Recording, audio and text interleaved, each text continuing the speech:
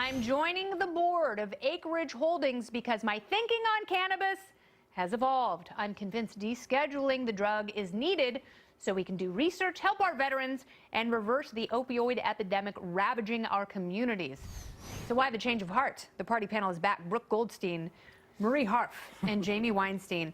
I welcome this evolution in the former speaker's thinking. I really do, because he not only will make a lot of money in the cannabis explosion, that's fine. I don't begrudge anyone their winnings, but he's also talking about vets who have been clamoring for more research, not only decriminalization, but the rescheduling of marijuana so they can get help for things like PTSD and chronic pain. I mean, it's two separate conversations. It's totally archaic that we would not be evolved, especially in medical research. If we had the same mentality as we did in the 1950s as we do today, I mean, that's pretty scary. Why would we voluntarily limit our ability to engage in medical research on marijuana, which is proven properties that are beneficial for a variety of ailments? And then on top of that, the whole system where we have different state laws and then a federal system that criminalizes it, we need uniformity in this country for the economy to work. Absolutely.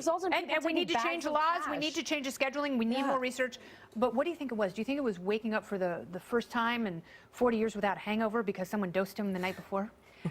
No. Okay. But me neither. But John Boehner, frankly, is famous for loving his red wine and cigarettes, so he has his own vices here. But I also thought it was interesting that he mentioned the opioid crisis. And I'm from Ohio, not exactly where Speaker Boehner's from, but throughout our whole state, we have a huge opioid problem, as we do in many other states, and if this can help in some way address that issue as well, which is one of the things he talked about today, I think it is well worth looking into.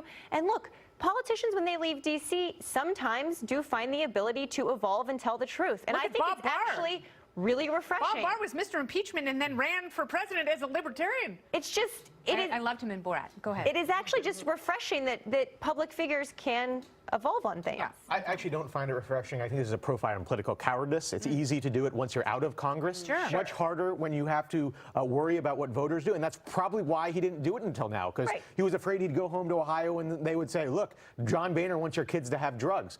This is the right position to have. A little too late. He's not in a position where he can change laws.